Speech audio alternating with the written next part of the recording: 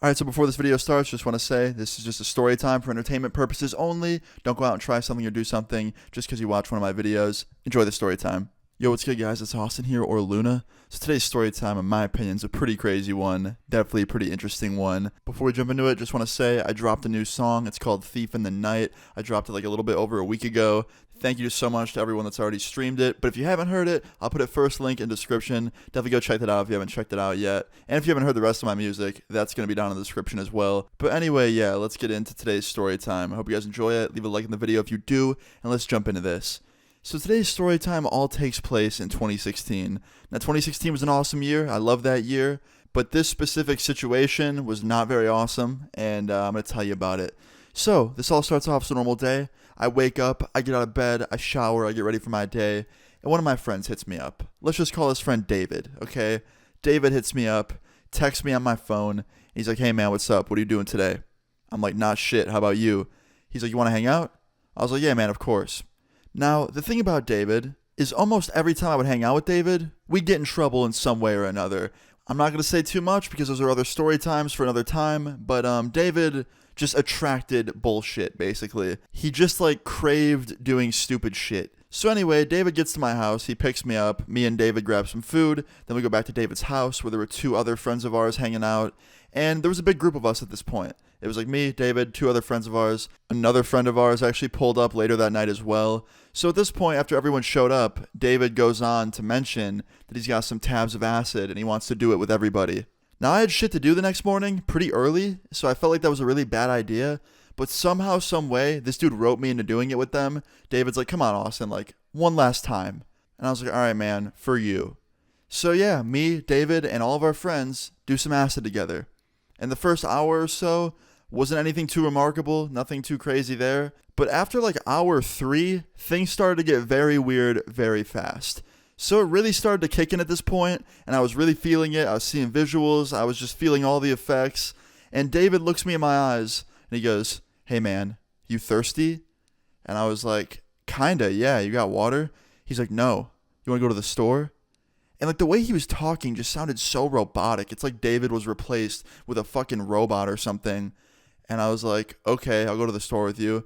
He's like, all right, man, let's walk there. I'm like, okay, let's do it. So we get up. I then tell all of my friends sitting around us that we're going to the store. If they want to come with, they can. Otherwise, me and David are leaving now. And for some reason, none of them want to go. They all just want to sit there and lay on the floor and just kind of like enjoy their trips, I guess. So yeah, it was just me and David. So me and David walk out of his house. We start walking down the street towards this gas station to buy some drinks. And he lived about half a mile from this gas station, so it wasn't really the longest walk or anything. And we got to the gas station pretty quick. We got in there, we bought the drinks we needed, got a bunch of water, got a bunch of other stuff like snacks. And by the way, the cashier definitely knew we were on something. We came up to the counter with all our snacks and drinks, put it on the counter, and this dude looks me in my eyes and just laughs and goes, got the munchies, huh? And I was like, you could say that. He's like, I remember these days. And then he scanned all of our stuff and told us to have a great day after we paid him. And after that, we leave and we start walking back to David's house after a successful snack run, right? Or at least we thought was a successful snack run. So after me and David leave the gas station, we start walking back towards his house, and we get about halfway through the walk. And then all of a sudden, we see bright headlights coming up behind us. And I don't even know how, but I just knew it was a cop. Like, just something in my head was telling me, you're going to turn around and it's going to be a police officer.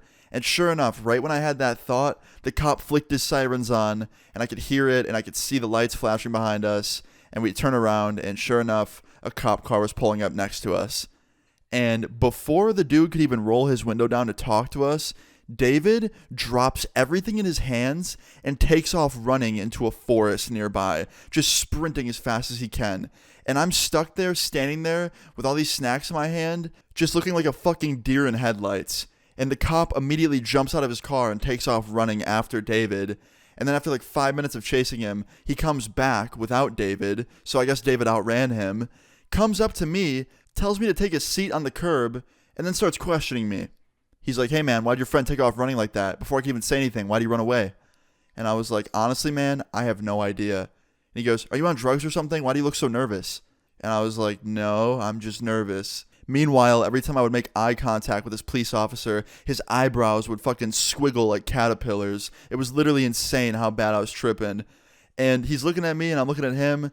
And I just ask him, I'm like, sir, why'd you pull us over? And he's like, well, you guys weren't in trouble or anything. I was just pulling you guys over to tell you to get on the sidewalk because you guys were wearing really dark clothes and it was really hard to see you on the road. Like, you can't be walking in the street wearing dark clothes like that. Someone might hit you. I was just trying to warn you guys, keep you safe. And all I thought in my head was like, holy shit, David ran away for no fucking reason. We literally weren't even going to get in trouble at all. This cop was just going to tell us to walk on the sidewalk instead of the side of the road. That was it. So I put my face in my hands and just kind of feel like shit because I'm in this horrible situation because David took off running. And the police officer keeps asking me questions about where David is. He's like, where's he going? Like, you know where he's going? And I'm like, no, man, I have no idea. He took off running for no reason. He's like, well, he has to be hiding something. Like, why would he run for no reason? Did you guys just steal something? And I was like, no, we didn't steal anything. He's like, well, does he have like drugs on him or something? Now that question I couldn't answer. I don't know if he did have anything on him or not. I don't think he did. But I was like, no, I don't think so. And he's like, you don't think so? Like, just be honest with me, man. Like, do you guys have anything on you? And I was like, no, I don't have anything on me. I can't speak for him, but I don't think he has anything on him either. And the cop's like, all right, man, listen, I believe you, but like, do you have any idea where he might be going? Now, I didn't want to get my friend in trouble, but I kind of did have an idea of where he was going. I think David was running through the forest and basically taking the long way back to his house. So I just told the cop, I was like, look, he's probably going back home. And he's like, do you know where that is? I was like, no, not really. He knows the address. I was just following him. Now, I wasn't lying when I said that. I was shit with directions, and I still am. And back then, in the middle of the night like that, I had no clue where his house was. So after like 15 more minutes of this cop questioning me and asking me all these questions that I didn't know the answer to, and tripping absolute balls, this cop finally lets me stand up and tells me that I'm free to go. And then he asks me if I need a ride anywhere.